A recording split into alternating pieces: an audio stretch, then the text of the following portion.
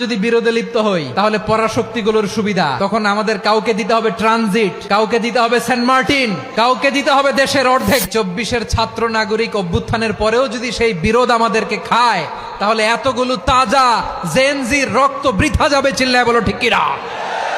মনে রাখবেন, যখন আমি একা থাকি তখন আমি ব্যক্তি, যখন আমরা সবাই মিলি তখন আমরা শক্তি।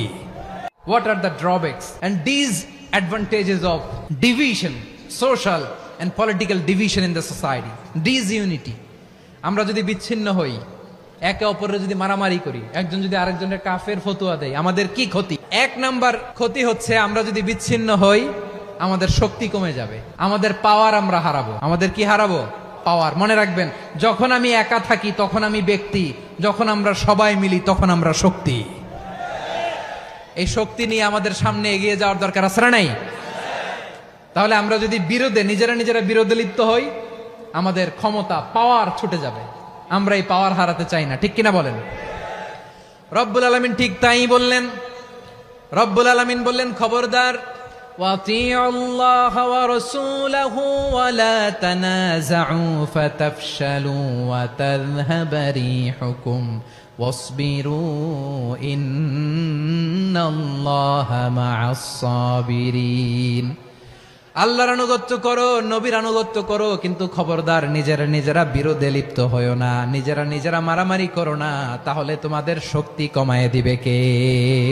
ফাতাফশালু, তোমরা সাহস হারাবা, ওয়া তাযহাবা রিহুকুম, তোমাদের শক্তি কমে যাবে, পাওয়ার কমে যাবে। তাহলে আমরা যদি নিজেরা মারামারি করি, আমরা নিজেরা যদি বিচ্ছিন্নতায় লিপ্ত হই, আমরা যদি মতানৈক্য করি, তাহলে আমাদের শক্তি কমে যাবে, ঠিক কিনা? আমরা শক্তি কমাবো। আচ্ছা, ছোট্ট একটা বাঁশের কঞ্চি যদি আপনারা দেয়, পায়ের মধ্যে ধাক্কা দিয়ে ভাঙতে পারবেন না? এরকম বাঁশের কঞ্চি যদি 20টা একসাথে জোড়া লাগায় দেয়, ভাঙতে পারবেন? কথা বোঝে নাই মনে হয়।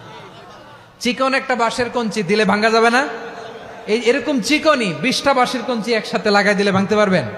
কারণ যখন আমি একা থাকি তখন আমি ব্যক্তি, যখন আমরা সবাই মিলি তখন আমরা শক্তি। আমরা যেন শক্তি না হারাই। আমরা বিরোধে লিপ্ত হলে আমাদের শক্তি কমে যাবে। এই হচ্ছে 1 নম্বর ডিসঅ্যাডভান্টেজ। 2 নম্বর ডিসঅ্যাডভান্টেজ হচ্ছে আমরা নিজেরা বিরোধে লিপ্ত হলে অন্যরা আমাদের মাথায় কাঁঠাল ভেঙে খাইতে সুবিধা হয়। কথা বুঝেন নাই? আমরা যদি বিরোধে লিপ্ত হই তাহলে পরাশক্তিগুলোর সুবিধা তখন আমাদের কাউকে দিতে হবে ট্রানজিট, কাউকে দিতে হবে সেন্ট মার্টিন, কাউকে দিতে হবে দেশের অর্ধেক। চিল্লায় বলো ঠিক কিনা?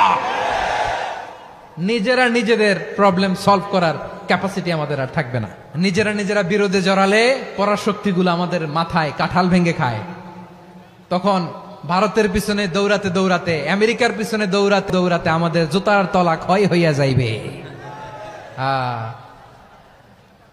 নিজেদের প্রবলেম সলভ করা যাবে না।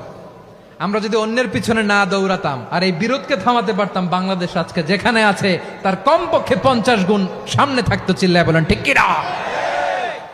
তাহলে 1 নাম্বার ক্ষতি হচ্ছে আমাদের পাওয়ার লেস হয়ে যায়, আমরা দুর্বল হই যদি আমরা বিরোধ করি। 2 নাম্বার হচ্ছে পরাশক্তিগুলোর সুবিধা নেয়। 3 নাম্বার হচ্ছে আমাদের উন্নয়ন, দেশের উন্নতি, অগ্রগতি, এটা স্থবির হয়ে যায়, এটা বাধাগ্রস্ত হয়। প্রিয় ভাইয়েরা, ইউনিটি, ঐক্য হচ্ছে একটা দেশের উন্নয়নের মূল ভিত্তি। ইউনিটি অফ এ কান্ট্রি, এটা হচ্ছে একটা সাস্টেইনেবল ডেভেলপমেন্ট, সোশ্যাল স্ট্যাবিলিটির জন্য এটা অনেক গুরুত্বপূর্ণ। এজন্য বিরোধের কোনো স্থান আমরা দিব না, আমরা ঐক্যবদ্ধ থাকবো ইনশাআল্লাহ। বলেন, আর কখনো কাউরে কাফের বলে গালি দিবেন? তুই জাহান্নামী বলবেন? ঝগড়া লাগলে লাগাই দিবেন? তাহলে কি করবেন? মিলায় দিব। আওয়াজ করে বলেন, কি করব? প্রিয় ভাইয়েরা, এই বিরোধ গত 50 বছর তো আমরা দেখেছি। ধর্মীয় অঙ্গন বলেন, সামাজিক অঙ্গন বলেন, রাজনৈতিক অঙ্গন বলেন, এই বিরোধ আমাদেরকে শেষ করে দিয়েছে। এই 24-এর ছাত্র নাগরিক অভ্যুত্থানের পরেও যদি সেই বিরোধ আমাদেরকে খায় তাহলে এতগুলো তাজা জেনজির রক্ত বৃথা যাবে। চিল্লায় বলো ঠিক কিনা? বৃথা যেতে দিতে চাই না, আমরা ঐক্যবদ্ধ থাকতে চাই। রাজি আছেন? আমরা আর কাদা ছড়াছড়ি করব না। অনেক হয়েছে, আন্না, এবার থামুন। অনেক হয়েছে, আন্না।